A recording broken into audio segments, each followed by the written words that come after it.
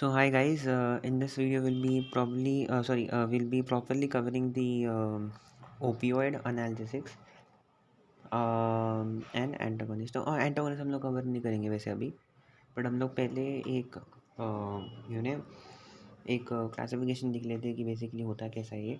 तो ओपियम जो है, it's basically dark brown resinous material obtained from poppy papaver somniferum capsule. It contains two types of अल्कोहॉल्स।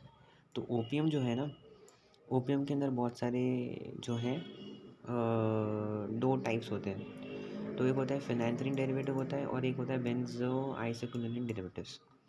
Okay, सो वही बोलने की हम लोग कोशिश कर रहे हैं कि जो है, जो भी हमारा ओपियोइड एनालिसिस होंगे उसको हम पहले बात तो दो कैटेगरीज में डिवाइड करेंगे। हाउएवर, जो बाकी की चीज़ें हम पढ़ने वाले हैं उसमें ऐसी भी चीज़ें आएंगी जहाँ पर हम लोग ड्रग्स पढ़ने वाले, फेंटनल करके, कोडीन करके, which are synthetic opioid analysis. We'll be going on those things as well. But पहले let us focus upon opioid analgesics. तो which are the natural ones. तो जो दो टाइप ऑफ अल्कोहल्स हमको मिल रहे हैं, that is your phenanthrene derivatives and the other is your benzylisoquinoline derivatives. जैसे पापावेरिन, नॉस्कैपिन जिसमें आ जाता है, और ये नॉन एनालिसिस है आपका बेंजो आइसोक्लोनिन डेरिवेटिव्स जो है वो आपके नॉन एनालिसिस है। फिनाइल्थ्रीन डेरिवेटिव्स में जो आपका है वो आपका आता है मॉर्फिन, कोडीन एंड थिबाइन। अब कोडीन के बहुत सारे डेरिवेटिव्स हमको पढ़ने वाले हैं। तो मॉर्फिन, कोडीन, थिबाइन, उसमें से thebaine is your non analgesic. Now what I want to say here इस मॉर्फिन को हम लोग बहुत अच्छे तरह से पढ़ने वाले हैं। लेट अस सी। तो CNS का जो एक्शन है, देखो मॉर्फिन का, देखो उसमें हम लोगों ने बहुत सारे CNS के एक्शन है, बेसिकली म्यू ओपियोइड रिसेप्टर्स। हम लोग in a separate video will also cover some types of your opioid receptors as well. That is not for today. So तो देख लेते हैं कि CNS एक्शंस क्या क्या है। तो पहले बात तो हमारे पास एनालिसिक एक्शन है। Morphine is a strong analgesic though dull poorly localised visceral pain is basically leave better than sharply defined somatic pain. वो बोलने की हमारी कोशिश कर रहा है कि जो ऐसा पेन आपका जो है, जो आपका विसरल पेन हो, डल डल पेन हो, उसको रिलीव करने में अच्छे से करता है with respect to your defined somatic pain. ठीक है ना, मतलब एक कैसे बताऊँ आपको मैं कि डल अगर पेन होगा, विसरल पेन होगा पूरी बॉडी में, अगर आपको बॉडी एक हो रहा है तो उसको ये कर सकता है। बट मेजर अगर एक डिफाइंड सोमैटिक पेन है कि भाई आपको इधर पैर में दुख रहा है, फिर इधर दुख रहा है, उसको ये नहीं ठीक करेगा। Let's see. Now high doses can mitigate even severe pain.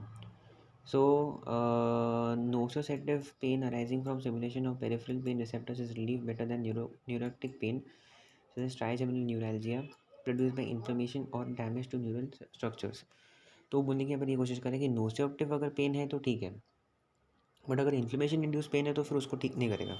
Okay, ठीक करेगा but relieve better than this, वो वाला एक चीज़ देखने को मिलती है। सो हम लोग यहाँ पर ये कोशिश करने की बोल रहे हैं कि जो डल आपके पेन मैसेजेस होंगे उनको रिले, मतलब उनको ठीक कर देगा। मतलब जो पेन आ रहा है आपका, डल पेन आ रहा है, उसको ठीक कर देगा। बट जो आपका ओवरऑल अगर हम बात करें तो डिफाइंड अगर किसी जगह पे पेन हो तो उसको ठीक करने में इतना सक्षम नहीं है।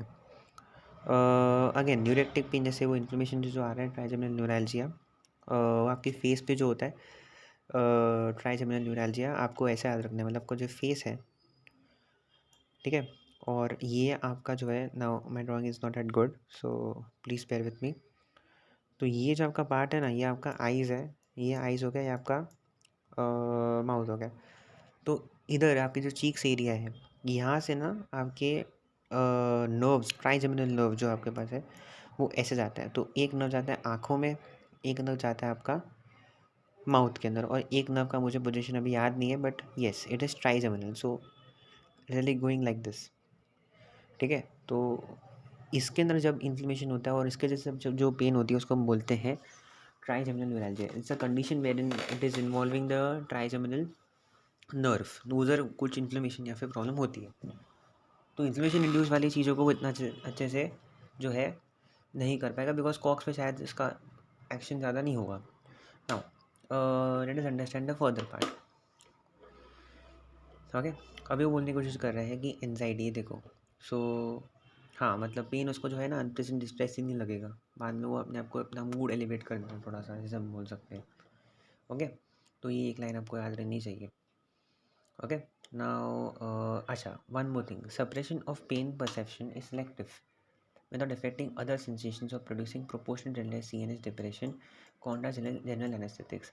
अब ये जब करते हैं ना, तो कॉन्ट्रा जनरल एनेस्थेसिस की हम लोग ऐसे की बात करें, बिकॉज जनरल एनेस्थेसिस जो आपके जीए रहते हैं वो क्या करते हैं ना, कि जब हम लोग उसको यूज़ करते हैं तो वो सब कुछ इम्पल्सिस को वो ये सप्रेस कर देता है, आपके बॉडी के इम्पल्सिस को। But when we talk about this morphine, morphine क्या करेगा ना कि मॉर्फिन सिलेक्टिव है।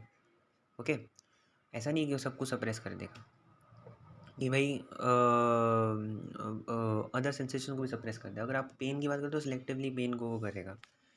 सो वैसा जो हमने वो पढ़ लिया। Now analgesic action of morphine has both spinal and supraspinal components, मतलब other than spinal you can say. Intrathecal injection of morphine has been shown to cause segmental analgesia without affecting other modalities. It acts in the substantia gelatinosa of dorsal horn to inhibit release of excitatory transmitters.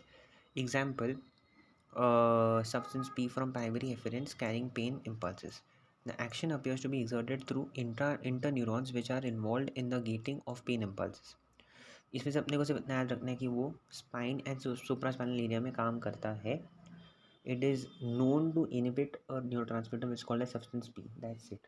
और आपको definite पढ़ने की ज़रूरत बिल्कुल नहीं है। और अगर आपको याद रखना तभी याद रख सकते हो कि it has an action over substantia gelatinosa which is a part of the dorsal horn of the spinal cord. Okay, तो ये इतना आप याद रख सकते हो। दूसरी चीज़ आपके पास है release of glutamate from primary pain afferents in the spinal cord and its post synaptic action on dorsal horn neurons is limited by morphine. ठीक है, फिर action at supraspinal sites in medulla, periaqueductal grey matter limbic and cortical areas में alter processing and interpretation of pain impulses. इतना कोई ज़रूरत नहीं है पढ़ने की, इतना हमने पढ़ लिया, दैट्स इट। ऊपर वाला जो पार्ट है आपने पढ़ लिया, दैट्स मोर देन इनफ, कि भाई स्पाइनल सुपर स्पाइनल एरिया में जो है एक्ट करता है। और भी स्पेसिफिक डॉर्सल हॉर्न के वहाँ पर जो एक एरिया है जिसको हम बोलते हैं सब्सटेंशिया जेलेटिनोसा, वहाँ से जो सब्सटेंस पी जो हमारा जो है एक न्यूरोट्रांसमीटर जो निकलता है उसको इन्वेशन का भी काम हमारा करता है मॉर्फिन। करेक्ट है। अभी ये यहाँ पर क्या लिखा है, see it also sends inhibitory impulses through descending pathways to the spinal cord. Several aminergic, अभी अमाइनर्जिक में जब हम बात करते हैं तो 5-HT नॉर एड्रेनालिन वो सब आ जाता है। GABAergic and other neural systems appear to be involved in the action of morphine। तो मतलब मॉर्फिन का जो है action over these things are there. Okay, I am not telling your कि मैं इनहिबिटरी एक्शन होगा कि एक्साइटेड एक्शन होगा, बाद में देखेंगे, but I am just saying that these things are involve in action of morphine, that's it. इसके आगे और को हम देखो अभी मालूम होना चाहिए, बस इसके आगे और कुछ मालूम अपने को नहीं होना चाहिए। सेडेशन जो हमारे पास है which is different from that produced by hypnotics is seen. Drowsiness is indifferent to surroundings as well as to own body, occurs without motor and coordination, ataxia or apparent excitement, contrast alcohol। जब बंदा alcohol पीता है तो उसको drowsiness feel होता है। ठीक है, ड्राउजीनेस नहीं बोल सकते उसको, मतलब वो बोलते हैं ना लड़कता है वो इधर उधर। करेक्ट है, लड़खाता है, अभी मेरे को एग्जैक्टली उसका वर्ड याद नहीं आ रहा है। तो व्हाट ही डज इज़ उसके जो मूवमेंट है उसको ड्राउजीनेस फील हो रही है, उसकी आंखें बंद होना चालू हो जाती है, नॉर्मल है यार, कम ऑन। तो उसके साथ साथ उसका एक मोटर इनकोऑर्डिनेशन हो जाता है, कि मतलब अटैक्सिया का मतलब ये होता है कि बंदा बराबर से अपने मूवमेंट्स को कोऑर्डिनेट नहीं कर पा रहा चलने की, तो वैसा है। But in this case it is not going to happen that way. बंदा का जो मोटर कोऑर्डिनेशन होगा वो प्रॉपर होगा। ठीक है, हाँ, बट ऐसे लगेगा कि आप सराउंडिंग से डिटैच्ड हो, वो एक चीज़ है। High dosage progressively induce sleep and then coma. Morphine has no anti conversion action, rather fits may be precipitated. तो एंटी कन्वर्सन एक्शन तो है नहीं, बट फिट्स हो सकते हैं मॉर्फिन से। सो सेडेशन का पार्ट होगा। तो CNS का हमने क्या देखा, एनाल्जेसिया कैसे कॉज कर रहा है, स्पाइनल सुपरास्पाइनल एरिया पे काम करके आपका जो जेलेटिनोसा था उस पर काम करेगा और वो इनहिबिट करने का सब्सटेंस पी का रिलीज। ठीक है, और भी अगर आपको चाहिए एनाल्जेसिया के एक्शन के अंदर तो 5-HT नॉर एड्रेनालिन गार्बार्जिक जो आपके ट्रांसमीटर्स हैं उन पे भी एक्शन होता है। करेक्ट है। अब अगर हम बात करें सिडेशन की, तो सिडेशन की बात हमने कर दी, अल्कोहल के हिसाब से वो थोड़ा कॉन्ट्रास्टिंग इफेक्ट देता है। अभी मूड एंड सब्जेक्टिव की बात करें तो these are prominent. Morphine has a calming effect. There is loss of apprehension, feeling of detachment, lack of initiative, limbs feel heavy and body warm, mental clouding and inability to concentrate occurs. In the absence of pain or apprehension, there are generally appreciated as unpleasant by normal people. तो जब हम लोग बोलते हैं ना कि मतलब normal people जिनको पेन नहीं हो रहा होता है ना, उनको लगता है कि भाई ये जितनी भी चीज़ें हो रही है ना मॉर्फिन लेने से, वो बड़ी अनप्लेजेंट लगती है स्टार्टिंग में, बाद में आपको एडिक्शन होती है। But for people who are in pain, deep pain, for those people it is very pleasant and they consider it as high or a kick, okay, to be more specific. thus so ये है। अभी respiratory centre की बात करते हैं। Respiratory centre में है depression होने वाला है of course. So dose dependent manner में डिप्रेशन होने वाला है। So rate and tidal volume are both decreased. Okay,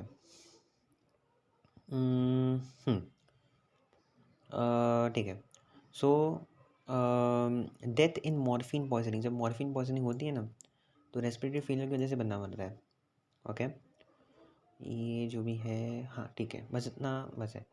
cough centre की हम बात करते हैं। It is depressed by morphine and is more sensitive than respiratory centre. तो ये मत सोचना कि भाई खांसी आ रही मॉर्फिन ले लिया, नहीं, ऐसा नहीं होता। Temperature regulating centre, it is depressed, hypothermia occurs in cold surroundings. इसका ये लाइन का मतलब क्या हुआ कि ठंडी में वो बंदे को ज़्यादा ठंडी लगेगी। इट इज़ लाइक आपके जो मुंबई में अभी जो नॉर्मल टेम्परेचर है,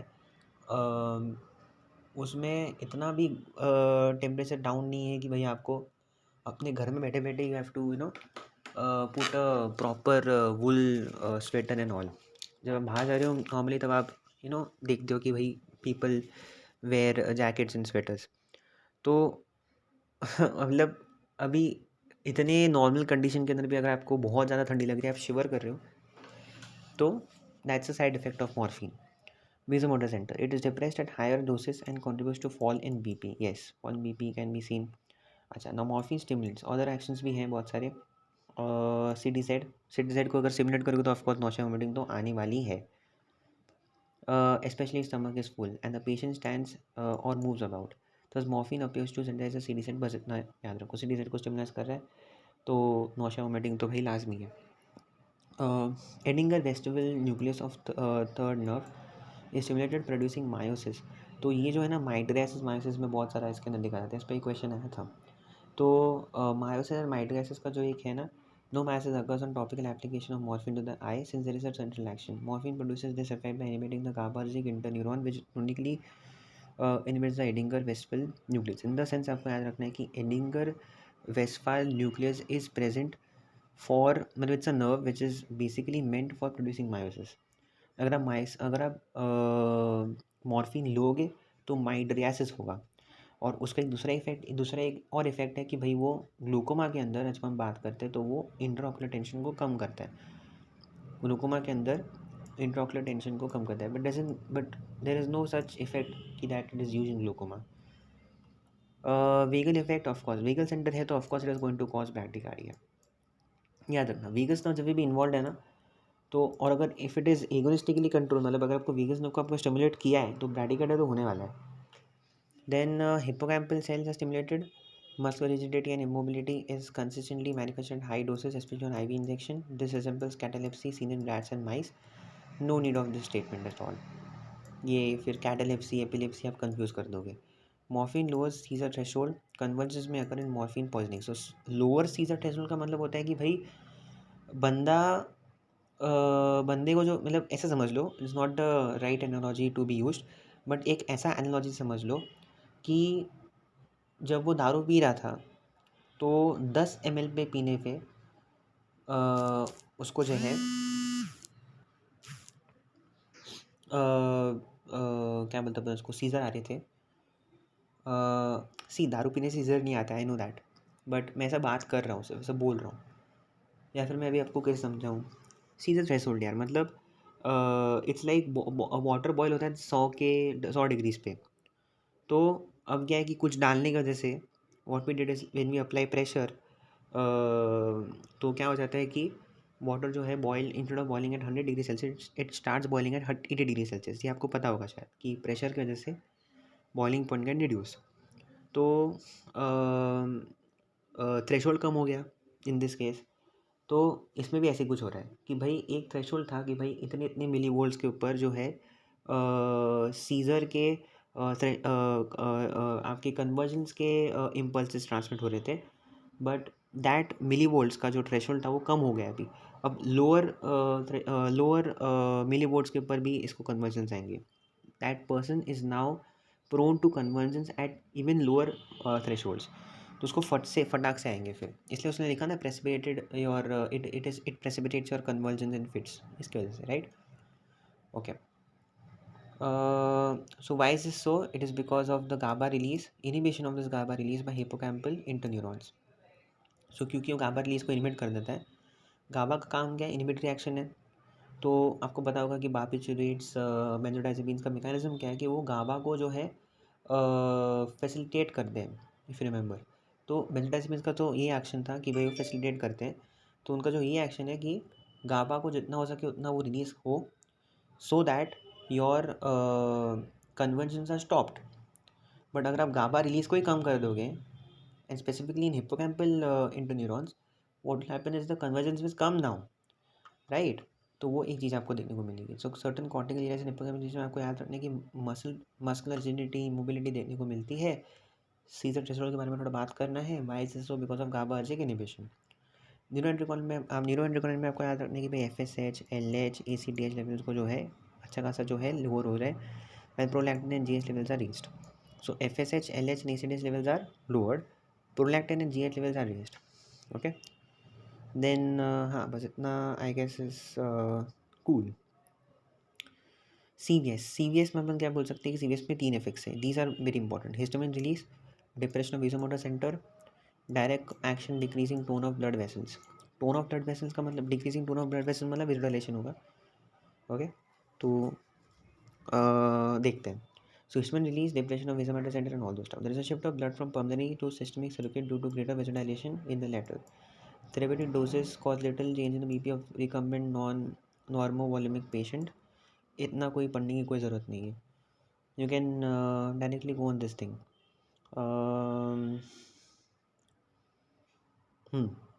Cardiac work is reduced due to decrease in peripheral resistance, imparting anti-ischemic property to morphine. Yes, anti ischemic property. किसको इस्केमिया हुआ रहेगा तो ऑफकोर्स लाइक ब्लड ज़्यादा सर्कुलेशन हो रहा है ना यहाँ पर। Intracranial tension tends to rise as a consequence of CO2 retention leading to cerebral vasodilation. तो बंदे को हेडेक्स होंगे, ओके ना। ऑफकोर्स अगर आपका क्रेनियल टेंशन बढ़ रहा है तो ऑफकोर्स हेडेक्स तो होगा ना। That can happen. Now CO2 retention is leading to cerebral vasodilation, मतलब यहाँ पर CO2 रिटेंशन हो रहा है। ओके, इसका एग्जैक्ट मैकेनिज्म मेरे को भी नहीं पता एग्जैक्टली कि CO2 रिटेंशन मैंने I tried finding this but I didn't find anything. The enteric plexus, neurons and GI mucosa are rich in opioid receptors. ठीक है, so let's come on this part कि भाई GIT पे क्या effect पड़ता है। I think इस video में ना हम लोग सिर्फ मॉर्फिन के बारे में बात करने वाले हैं, बाकी वीडियोज़ में maybe we'll try to cover everything else. तो जो ये है कि GI मोटिलिटी पे ज़्यादा इफेक्ट पड़ता है इसका। Constipation is the most this thing. Action directly on intestines and the CNS increases tone and segmentation but decreases propulsive movements. अभी आप ये देखो सीधा बात है कि CNS से जब एक्शन हो रहा था तो टोन एंड सेगमेंटेशन बढ़ रहा है आपका, but propulsive action is not increasing. ठीक है ना, आपका जो कंस्ट्रक्शन होना है ना आपके पेट में वो होना है, बट फिर आप प्रोपल्सिव मूवमेंट जो है ना कि मतलब it can take the faeces ahead और we can say it can take the bulk of your food ahead in the intestine, वो नहीं होगा यहाँ पर। Okay, and this will lead to a level of spasm of pyrolic, ileocecal and anal sphincters. Decrease in all gastrointestinal secretion due to reduction in movement of water and electrolytes from mucosa of lumen. This is mainly a peripheral action through opioid receptors on enteric plexus neurons but also central action as well. Central action तो हो ही रहा है, but साथ साथ में फिर एक peripheral action के थ्रू से भी हो जाएगा कि भाई आपका म्यूर रिसेप्टर्स के ओपियोइड रिसेप्टर्स के ऊपर जो है काम हो रहा है। Okay, so this is thing. Biliary track के ऊपर क्या इफेक्ट पड़ेगा। So morphine causes spasm of counter of Oddi, intra biliary pressure is increase several fold may cause biliary colic. This action biliary colic का मतलब होता है कि bile का वो जो रीजन है आई गेस, हाँ राइट, सो देखो, this action is only partly counteracted by atropine but more completely by opioid antagonist naloxone, ठीक है। तो बिलियरी कोलिक का मतलब होता है कि biliary inflammation will not go to the depths of it, but इतना समझ लो कि भाई बाइल का जो प्रेशर है, intra biliary pressure is increase several fold biliary track का। बिलियरी ट्रैक के अंदर अगर आपको इन्फ्लेमेशन होता है, it is called as biliary colic. Urinary bladder का भी वही है, urinary urgency will increase in difficulty in micturition. Then bronchi का हमने बोला कि इट रिलीजेज हिस्टामिन, पहले भी पढ़ा था हमने, हिस्टामिन रिलीज़ करता है ये, हमने सीवीएस में पढ़ा था ये, इसके सीवीएस एक्शन के अंदर, राइट। तो ड्यू टू बल्कि basic molecular mechanism is immunological, ठीक है, ये ज़रूरत नहीं है, इतना याद रखो कि भाई ये हिस्टामिन रिलीज़ करेगा, ठीक है ना, बस। मॉर्फिन रिलीजेज हिस्टामिन, बराबर है, and this histamine release will call bronchoconstriction, तो उसको वास्तव में दे नहीं सकते, करेक्ट है। ANS, morphine causes mild hyperglycemia due to central sympathetic stimulation. It has weak anticholinesterase action as well. Anticholinesterase action मतलब जो आपका एसिटाइलकोलिन वो ज़्यादा रहेगा, तो अगर एसिटाइलकोलिन ज़्यादा रहेगा तो फिर आपको एक्स्ट्रा पिरामिडल साइड इफ़ेक्ट्स आने वाले हैं। Will not talk about them, मैं यहाँ पर कवर नहीं है, बट आप समझ रहे हो, एनालॉजी समझ रहे हो कि भाई एंटी कोलिनेस्टेज एक्टिविटी मतलब एसिटाइलकोलिन जो है ज़्यादा रहेगा सिनेप्सिस के वहाँ पर, और अगर वो ज़्यादा है तो of course it will show more action, ठीक है। सो एनएसपी एक्शन है, तो we'll just quickly revise the actions of morphine to be specific. हमने सबसे पहले जो मॉर्फिन का एक्शन पढ़ा था वो था CNS related, that is analgesia. Analgesia में हमने क्या क्या पॉइंट्स कवर किए थे, we had covered about your spinal का स्टफ, कि भाई स्पाइनल एरिया में ये कैसे काम करता है, स्पाइनल एंड सुप्रास्पाइनल पे काम करता है। जेलेटिनोसा, सब्सटेंशियल जेलेटिनोसा एक एरिया है डॉर्सल हॉर्न के वहाँ पर, जो सब्सटेंस पी जो है वो रिलीज़ करता है neurotransmitter, but because of morphine this release is inhibited, okay, because of which analgesic action is shown and pain perception is stopped. Then we also know, हमने एक और चीज़ बात की थी यहाँ पर कि it is very selective in action, कि भाई अगर पेन है तो पेन को सिर्फ करेगा, बाकी का जितना भी आपके सेंसेशन है वो ऑन रहेंगे, करेक्ट है।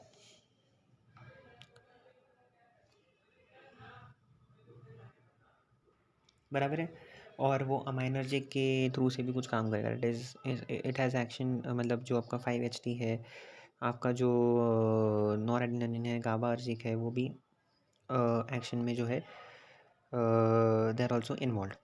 देन फिर हमने मूड एंड सब्जेक्टिव इफेक्ट्स की बात की थी, वो clouding, mental clouding and all दो स्टफ, तो बहुत ही ईजी है। सेडेशन में भी हम लोग बात कर सकते हैं, भाई ड्राउजीनेस वगैरह होगा। हमने एक कैरेक्टरिस्टिक फीचर की बात की थी, दैट अल्कोहल की कॉन्ट्रास्टिंग इफेक्ट है, कि भाई अल्कोहल जो होता है वो एटिक्सिया कॉज करता है, but this doesn't cause ataxia, correct है। इसमें मोटर इनकोऑर्डिनेशन भी नहीं होता,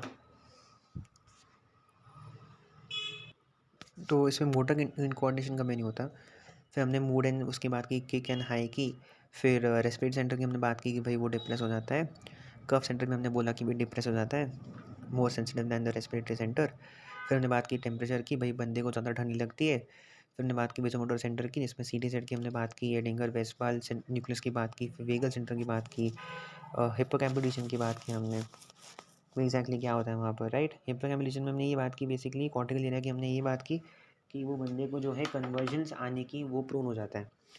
फिर न्यूरो एंडोक्राइन में हमने क्या बात की बेसिकली, कि भाई व्हाट विल बी और what hormones are release more. Then CVS में हमने बात की हिस्टामिन रिलीज की, डिप्रेशन वेसोमोटर सेंटर की, direct action, decreasing tone of blood vessels, वो हमने बात की भी, रिलेशन होगा, पोस्टल हाइपरटेंशन कम हो जाएगा, C2 टेंशन की वजह से जो है क्रीनल टेंशन बढ़ेगा, हेडेक होगा। GAD में हमने भी देखा कि गैस्ट्रोइंटेस्टाइनल सिक्रीशन जो है वो कम हो जाएंगे, स्पाज्म होगा पायरोलिक का, इलोसिकल का, एनल स्फिंक्टर्स का।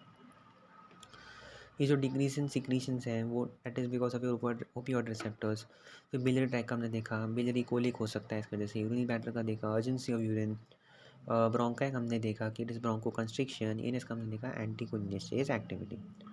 Now other things that are there will be seen in the other video.